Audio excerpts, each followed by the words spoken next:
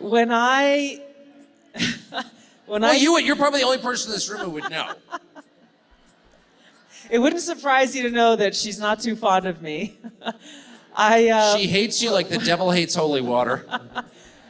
So, when I resigned as vice chair of the DNC in 2016, specifically so that I could campaign against Hillary Clinton in that Democratic primary. The report goes into great detail about the information that Russia and Putin had on Hillary Clinton, which included possible criminal acts, like secret meetings with multiple named U.S. religious organizations in which State Department officials offered, in exchange for supporting Secretary Clinton's campaign for the presidency, significant increases in financing from the State Department. You know something wild? Every time we believe the Hillary Clinton saga is finally finished, that chapter closed, done, buried, somehow it resurfaces to haunt the political establishment all over again. And this time it is not coming from a Republican attack ad or a Fox News headline, but from someone who was supposed to be in her corner, Tulsi Gabbard. Yes, Tulsi, the former Democrat, the veteran, who has never hesitated to speak. What others are too timid to say, she dropped some explosive truths about Hillary Clinton. And honestly, it has the entire political world reeling. Now, here is the thing. We all heard about the alleged Trump-Russia collusion story that dominated headlines for years, CNN, MSNBC. The New York Times, they pushed that narrative on America like it was gospel. Trump is a Russian asset. Trump is working for Putin. We heard it on repeat for what felt like forever. But here is the twist. It was a fabrication, a politically manufactured, media-driven fabrication that unraveled under the slightest scrutiny while they distracted us with smoke and mirrors. Tulsi is now pointing to something much more damaging, something tangible, something on the record. And it does not implicate Trump. No, it points squarely at Hillary Clinton. Let that sink in for a moment. The very people who sold the Russia story about Trump may have been sitting on Hillary's own Russia controversy that never saw daylight. Let's unpack this, because when you really examine it, the irony is nearly unbearable. According to documents, Tulsi cited Putin had compromising material on Hillary Clinton back in 2016. And we are not talking about rumor or invented dossiers like the Steele matter. We are talking about real communications, real discussions, material that portrayed Hillary as mentally and physically unfit to be president. Reports described psychological and emotional issues, episodes of rage, uncontrollable laughter, health. Worries the kind of material that, if it concerned Trump, would have been broadcast on every screen in America nonstop. But here is where it gets even more astonishing. Putin did not release it before the election. He kept it. Why? Because Russia assumed Hillary would win. They reasoned, why use the ammunition now when it can be deployed later to undermine her presidency? That is not my conjecture. That is what the intelligence indicated, yet in the notorious January 2017 intelligence community assessment, the report commissioned by President Obama and prepared under John Brennan's CIA, that crucial detail was conveniently omitted, erased, buried. Why? Because it did not match the narrative they wanted to promote. This report shows Putin held back from leaking compromising material on Hillary Clinton prior to the election, instead planning to release it after the election to weaken what Moscow viewed as an inevitable Clinton presidency. In the January 2017 intelligence community assessment that President Obama ordered, John Brennan, who was CIA director at the time, and the intelligence community intentionally suppressed intelligence that showed Putin was saving the most damaging material that he had in his possession about Hillary Clinton. Consider that for a moment. For years, we were told Russia interfered in 2016 to help Trump win. Every talking head repeated it like a mantra. But in reality, Russia was holding back against Hillary saving its most damaging material because they believe she would win. That is not interference aimed at Trump. It is preparation aimed at a Clinton presidency that turns the whole story upside down, does it not? The hypocrisy is extreme. On one side, Clinton supporters insist that Trump is Putin's puppet on. The other side, Clinton herself, is the one over whom Putin had leverage, and the intelligence community was aware. Instead of being transparent, they concealed it. They picked the storyline over the facts. And is this not a perfect encapsulation of modern American politics? Now, let us address the elephant in the room if Hillary Clinton truly experienced mental and physical health problems.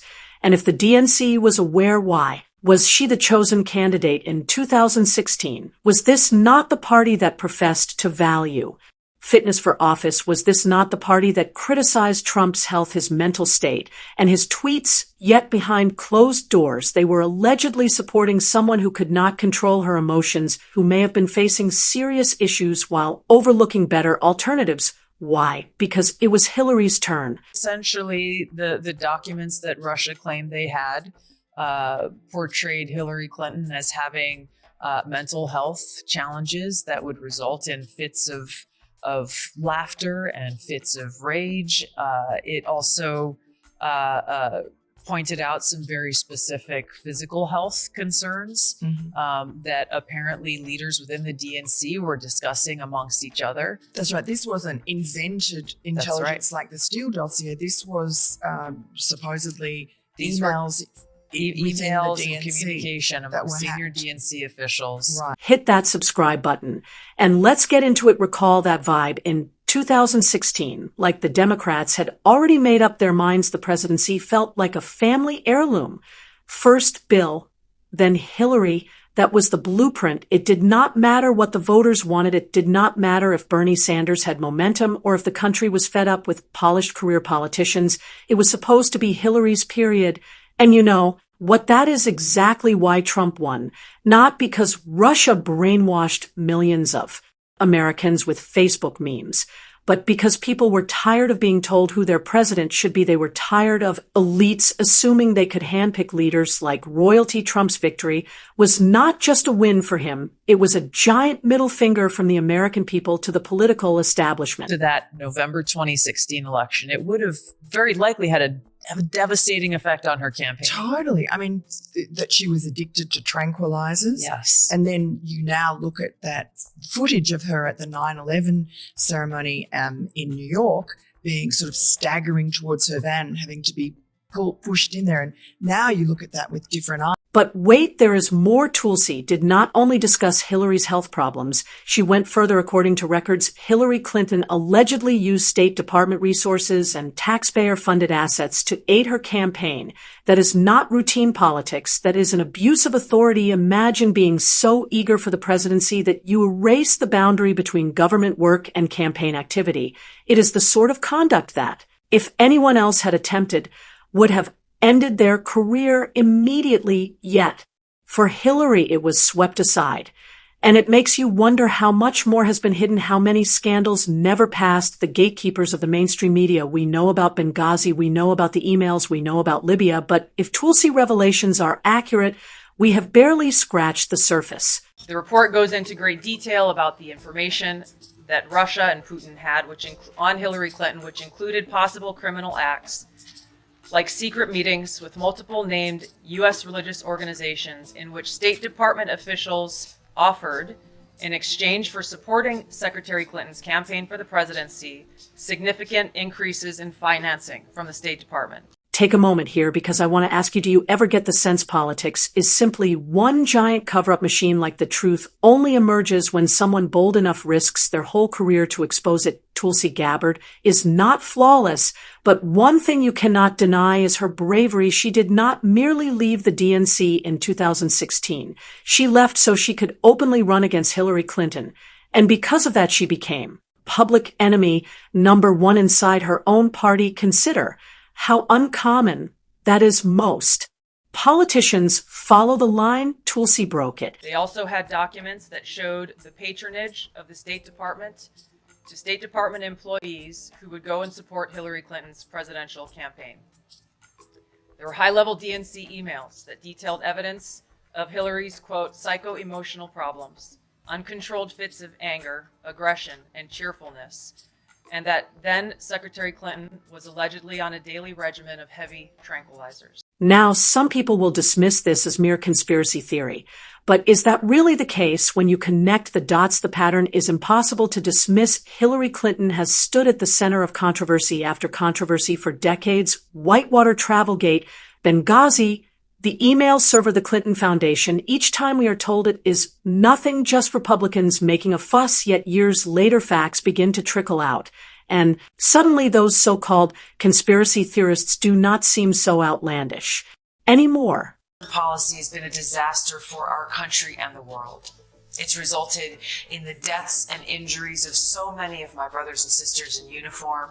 It's devastated entire countries, millions of lives lost. Yet, despite this damage that you have done to our country and the world, you want to continue your failed policies, directly or indirectly through the Democratic. And let us not forget the darker side of this discussion, the so-called Clinton body count. Now, I am not asserting that every tragedy linked to the Clintons was foul play, but can we really dismiss how many people who crossed them ended up in unexplained circumstances? Vince Foster, Seth Rich, journalists, insiders, staffers. At some point, you have to at least raise an eyebrow. It could be mere bad luck, or there could be something more sinister at work. Tulsi is not the first to suggest Hillary Clinton operates in a culture of fear, where speaking out against the establishment is effectively a career-ending sentence or worse, but she may be the first insider with the credibility and courage to say it publicly. And that is why her words land so forcefully. The Democratic Party leaders, people like Hillary Clinton, people who've been in charge for a very long time, foment this kind of culture of fear and like, hey, if you go against us, like, you're dead, you're dead, you're dead, you're dead, you're dead, you're dead, you're dead, you're dead, you're dead, you're dead, you're dead, you're dead, you're dead, you're dead, you're dead, you're dead, you're dead, you're dead. Now let us zoom out, because Hillary Clinton's scandals are not just about her. They are about what she symbolizes: a Democratic Party so obsessed with control, so afraid of outsiders that it would rather sabotage its own supporters than risk losing power, a media system so corrupt it will spin fabrications for years while hiding real scandals, and a political establishment so entitled it treats the White House like a crown instead of a duty. That is why Tulsi's exposed matters, not because Hillary Clinton is running again. She is not, but because the same mentality, the same arrogance, the same obsession with power at any cost is still alive in the Democratic Party today. Just look at the candidates they are presenting now. Do we not see the same warning signs, the same cognitive concerns, the same arrogance? It feels like deja vu. And that is why this video matters too, because people forget the media wants you to forget they want you to believe Trump was the only scandal in town. But the truth is, Hillary Clinton's legacy is a trail of failures, cover-ups, and hypocrisy, and Tulsi Gabbard just tore the mask off permanently. You're probably the only person in this room who would know. It wouldn't surprise you to know that she's not too fond of me. She hates you like the devil hates holy water. So when I resigned as vice chair of the DNC in 2016, specifically so that I could campaign against Hillary Clinton in that Democratic primary. So here is my challenge to you. Do you believe Hillary Clinton's scandals have been fully exposed, or do you think there is still more hidden in the shadows waiting to come out? Drop your thoughts in the comments. I want to see how many of you think the rabbit hole goes deeper than what we have already uncovered. If you made it this far, hit that like button, because you know YouTube buries videos like this. Subscribe so you do not miss the next one, because trust me, the stories we are covering will not be on CNN tonight. Share this with someone who still thinks Hillary Clinton is a misunderstood hero. They need to hear this. At the end of the day, Hillary Clinton's legacy is not leadership. It is not strength. It is failure, scandal, and hypocrisy. She did not just lose the 2016 election. She dragged the Democratic Party into its biggest humiliation in modern history. And that is something no amount of spin, no amount of cover-up, and no amount of media gaslighting can erase.